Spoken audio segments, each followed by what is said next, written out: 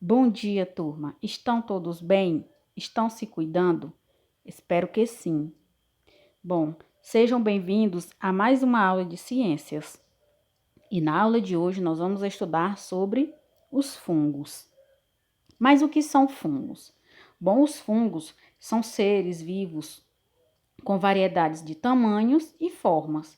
São seres que em algumas espécies eles são microscópicos, ou seja, só podem ser vistos com a ajuda de um aparelho chamado de microscópio.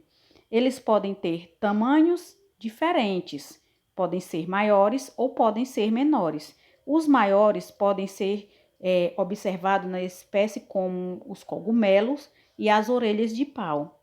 Algumas dessas espécies elas causam doenças como a Cândida sp e outros podem ser utilizados na alimentação como o champignon e o shiitake, ou ainda participam na produção de alimentos. É o caso das leveduras. Os fungos eles também são utilizados na produção de medicamentos. Bom, mas atenção! Alguns fungos eles são venenosos e podem nos deixar doentes ou mesmo levar à morte. Por isso, não comam cogumelos encontrados no ambiente, porque mesmo alguns desses cogumelos sendo comestíveis, é importante conhecermos quais dessas espécies servem de alimentos e quais delas são perigosas à nossa saúde. Como os fungos se alimentam?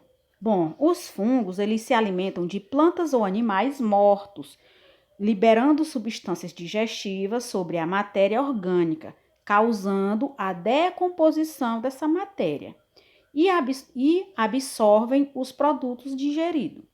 Os produtos da decomposição são importantes para o meio ambiente, pois podem ser reaproveitados pelas plantas e outros seres vivos. Ou seja, um animal, quando ele morre, ao se decompor, ele é transformado em outras substâncias que vão servir de nutrientes para as plantas e outros seres vivos. E essa decomposição ela se dá através dos fungos e das bactérias. Como a gente pode observar nessa laranja, ela está se decompondo. E isso está acontecendo através da ação dos fungos. E o fungo que causa esse tipo de decomposição nessa laranja é chamado de bolor. Os fungos, eles são mocinhos ou são vilões?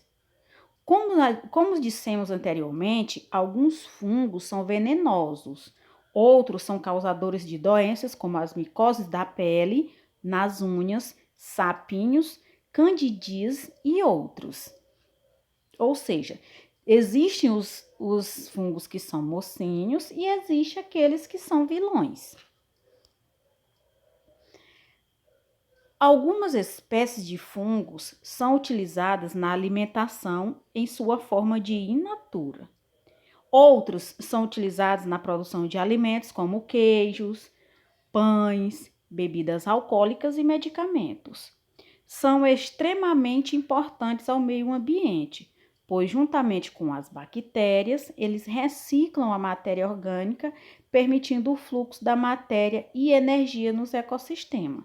Ou seja, ao participar da decomposição de uma determinada matéria, os fungos eles contribuem para que o ciclo da vida seja sempre contínuo, constante.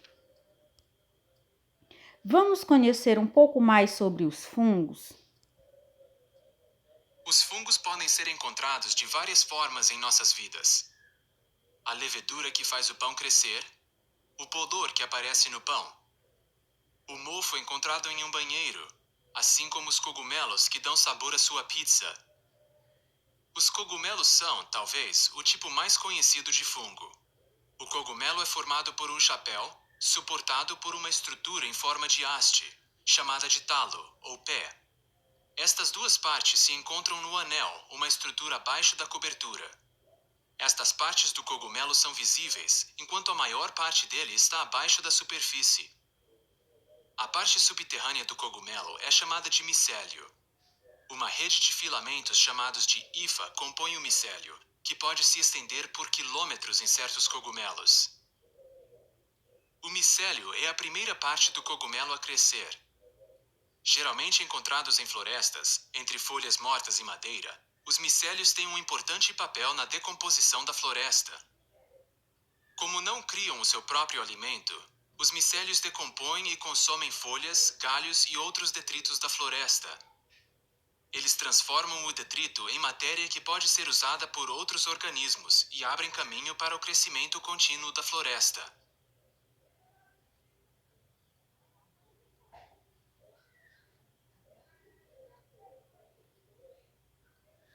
Bom, como a gente viu aí nesse vídeo, existem vários tipos de cogumelos que são fungos e também que eles podem se desenvolver em vários ambientes na floresta e têm uma participação fundamental na vida no ecossistema. Bom, essas foram as fontes que foram utilizadas para retirar o material para a produção da nossa aula e essa foi a nossa aula de hoje. Até a próxima e abraços a todos vocês.